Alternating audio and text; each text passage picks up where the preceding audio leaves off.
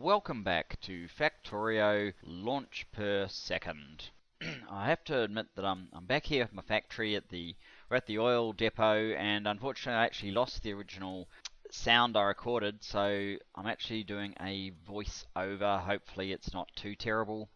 I'm just pointing out the copper depots that we've put in place to bring copper online. So that was copper 5, we repurposed copper 4, and way out here you can see there's copper 1, 2 and 3.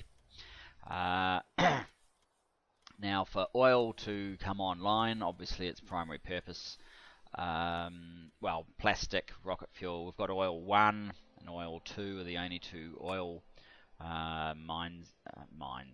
only two oil locations we've got that obviously are where we're refining or drilling oil. We'll just go and make sure that the oil train to the old area has been paused. So the oil depot Mercer, you can see we have 2 trains going to each of those 2 oil outposts. And I have built the facilities at those oil outposts to accommodate a bit of a queue, so that should be fine.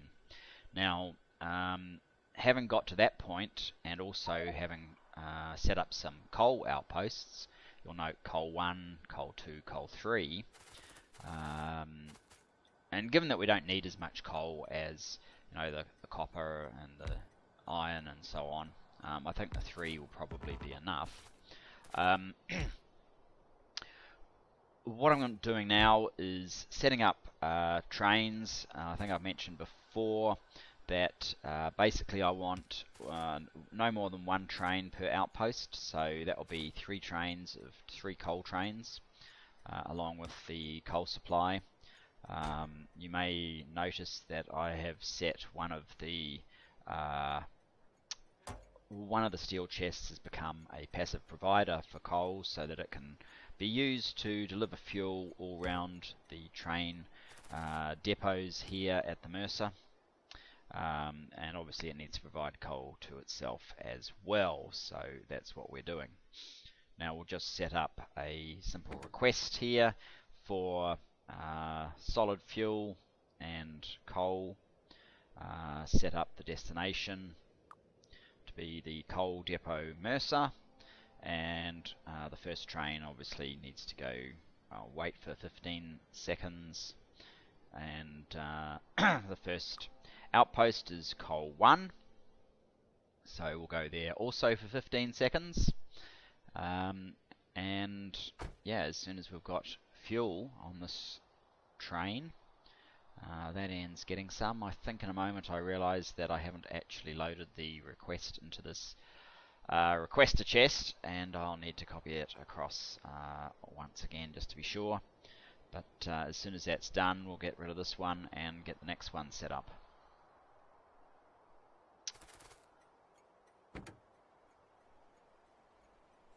Yes, you have coal, or maybe I'll just grab some coal and throw it in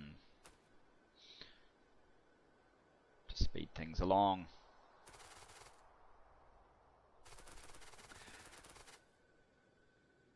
And this is just showing where the coal comes down into our oil setup.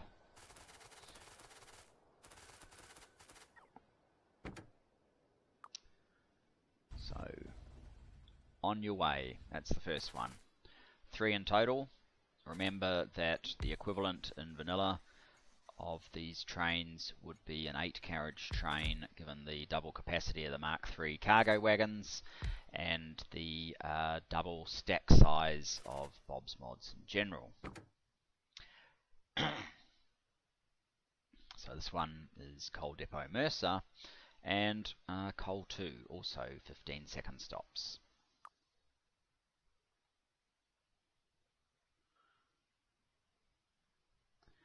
And do I finally realise now that I haven't got the settings on that correct? Yes, I do. Okay, let's copy them across. There we go. take a little while for the robots to realise what they need to do, so I'll just grab some coal like I did with the first one and dump it in directly, and then send this one on its way off to coal 2, and hopefully we can get coal 3 in before the first one comes back. They do travel very fast, just 2 carriages with a Mark III engine.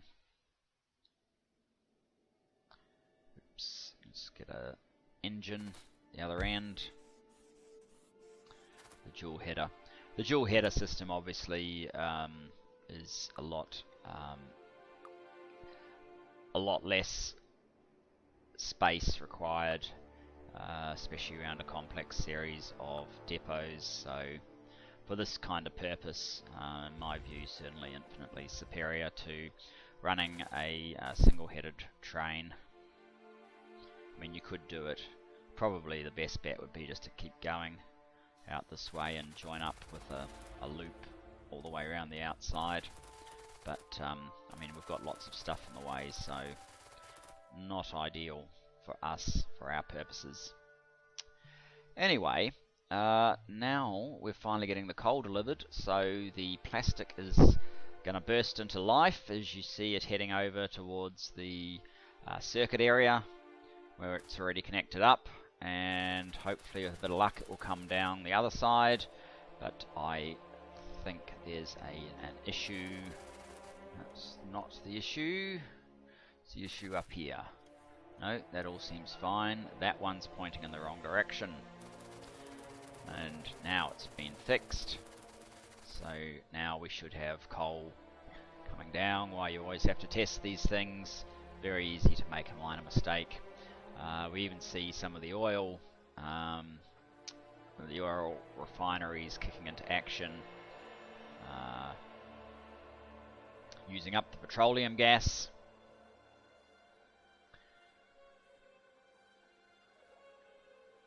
And yeah, we're getting sort of what, 4 or 5 refineries going at once. Light oil is going up, but it's all getting barreled up, and hopefully we're getting enough petroleum coming through to sate this plastic demand. Just checking for throughput. We're at 1.4k of the heavy. See, the pumps here may in fact be a bit of a bottleneck. We need the pumps for the control mechanism clearly, but do they allow enough throughput? One of the issues. And are we getting enough petroleum down to these lower plastics machines? And the answer seems to be, looking at the pumps, looking at the pipes, that actually no, we are not getting enough of the petroleum all the way through, even though this is twice the gauge of the standard vanilla game pipe. The petroleum is ripped out earlier on a little bit too quickly, and we need to improve the supply of petroleum down to the end plastics chemical plants. So I think I then go about doing just that. There's another exit to that tank, petroleum tank there, and that can be used with a little bit of pipe, a little bit of the plastic pipe, to connect up a parallel delivery. Let's take this one down as far as we can go. Well, maybe not as far as we can go, but certainly to at least halfway, so that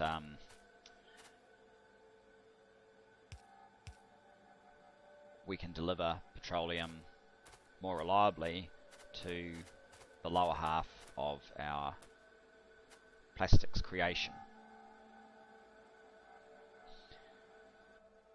This kind of thing was exactly why we did this. Yes, I'm having trouble with moving too fast, so we'll change over our configuration in the armor. Might be a little bit easier if we're slightly slower. Just counting 1, 2, 3, 4. Up the side. How far do we need to go?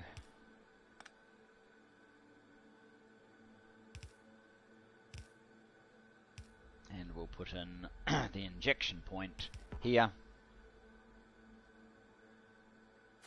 Is that one actually connected though? I guess it is. Is it helping? Yes, it seems to be about halfway.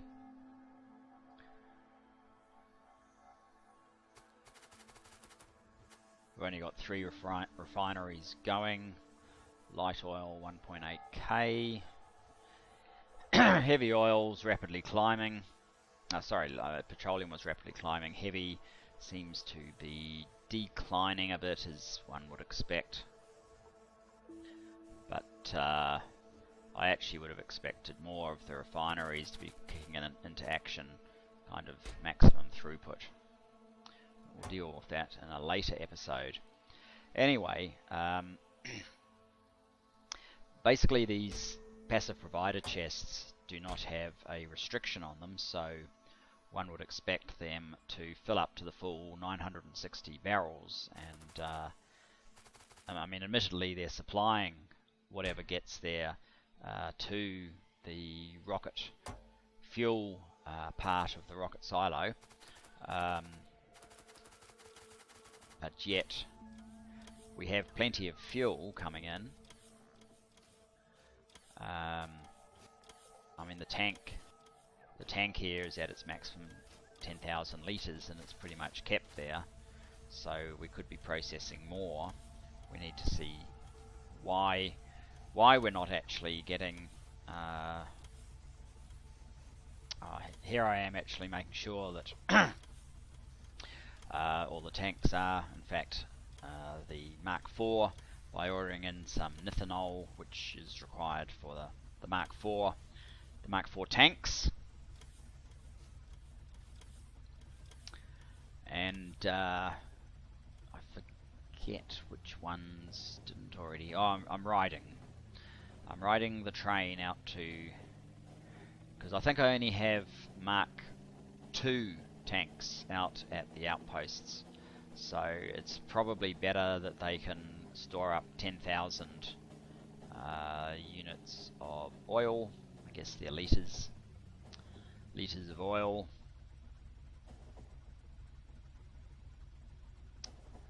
There's a slow train getting in our way. We must be heading to the oil outpost 2.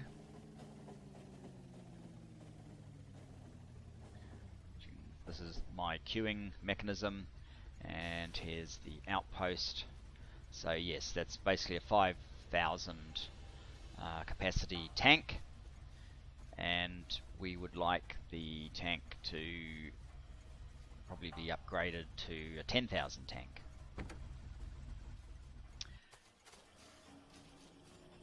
So we'll stop the train while we're here, upgrade these chests to steel. That's iron. Let's make that steel chest as well.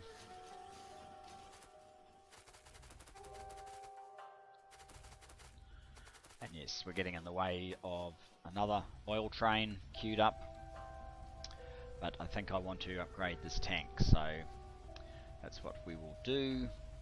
Build a quick Mark IV tank.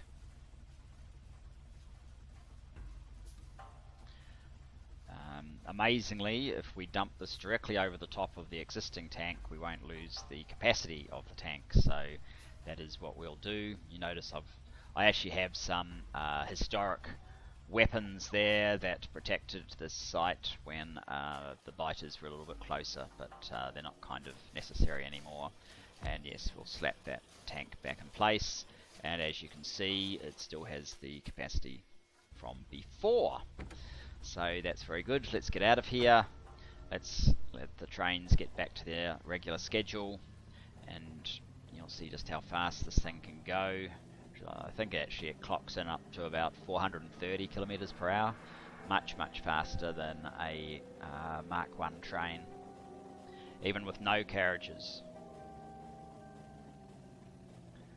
I notice that there's a bit of a slowdown around there.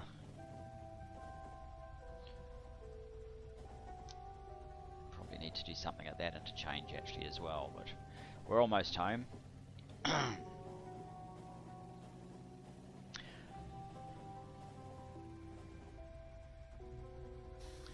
And back in the queue to the oil depot. All of the oil refineries have turned off. Heavy is just about exhausted.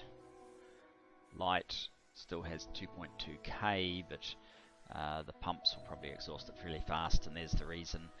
Petroleum is at 10k, so it's all drained into petroleum and then everything switches off.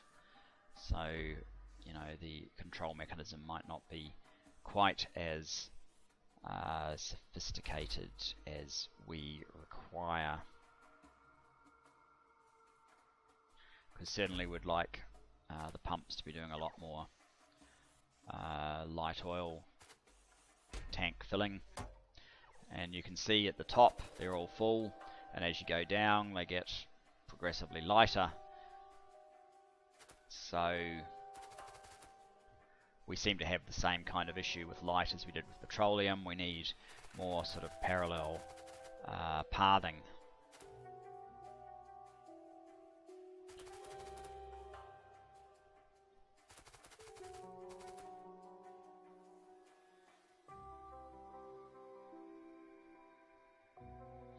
Petroleum is completely full in the pipes now because the plastic has gone as far as the length of the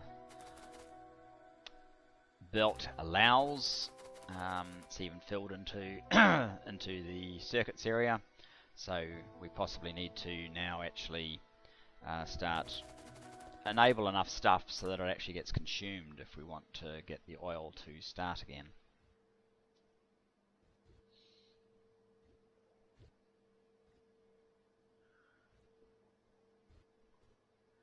As you can see here, the throughput of the heavy to light seems to be a bit of an issue as well.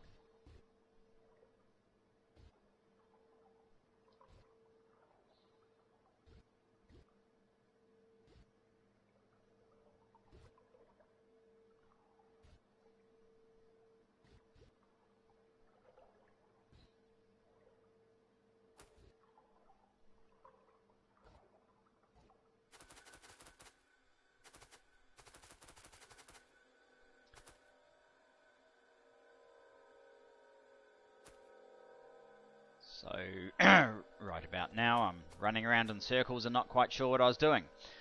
But I'm sure we'll figure it out soon. So, we have the carbon and the tin copper wire coming through. And we're looking for some more power so that, yes, the tin copper wire can actually get supplied. It looks like it's a little bit thin on the line, but maybe once the line has been filled it will be okay. If not, we could always build some more. We're not actually getting all 4 of the express inserters working at once to fill the lines, so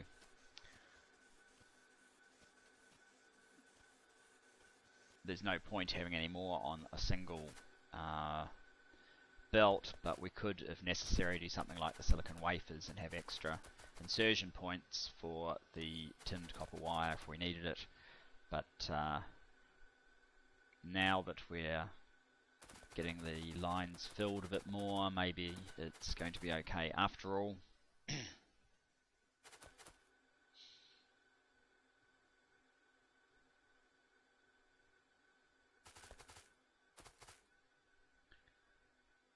just whether it can keep up with the actual demand at full launch per second rate of use. So now we are checking on the silicon plates. Provide some power.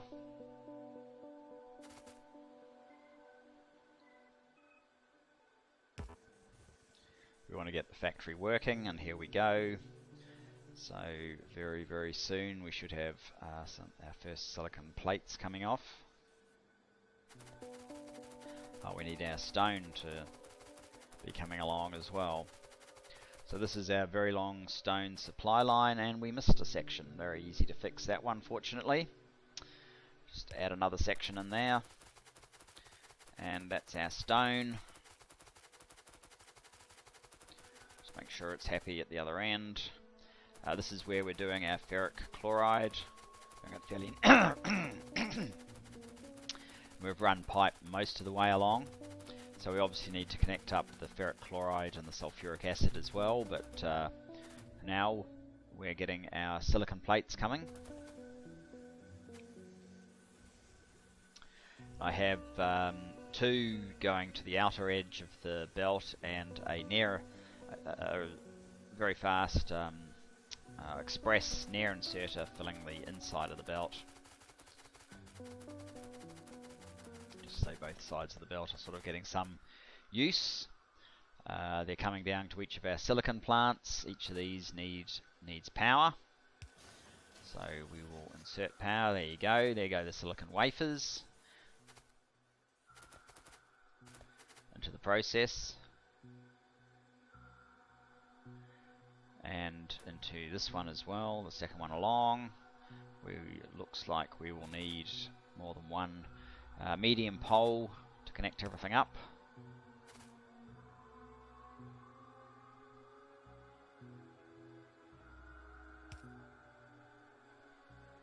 Does that do it?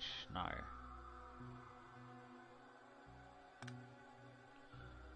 Interesting that it should have an issue with that, but never mind. There you go. And a fairly easy connect to the third one, and the fourth one needed two poles as well. And there you go. So that is now the kebabs and the transistors fully supplied with their product.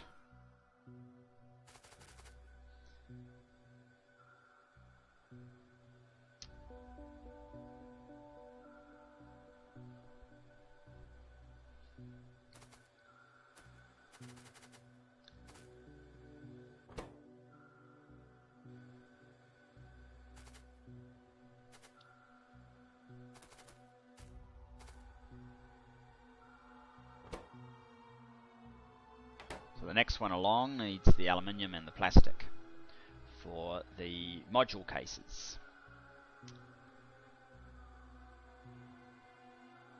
We've already got the plastic, of course, coming from the oil area, but we'll need to get aluminium on stream.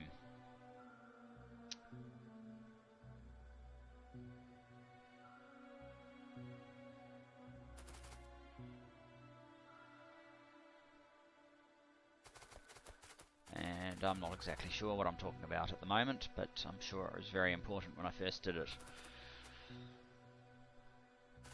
Something about supplying the resources to the rest of the components here. The solder, the basic module board, just checking what we actually require. And over the next few episodes we will be putting the rest of these online.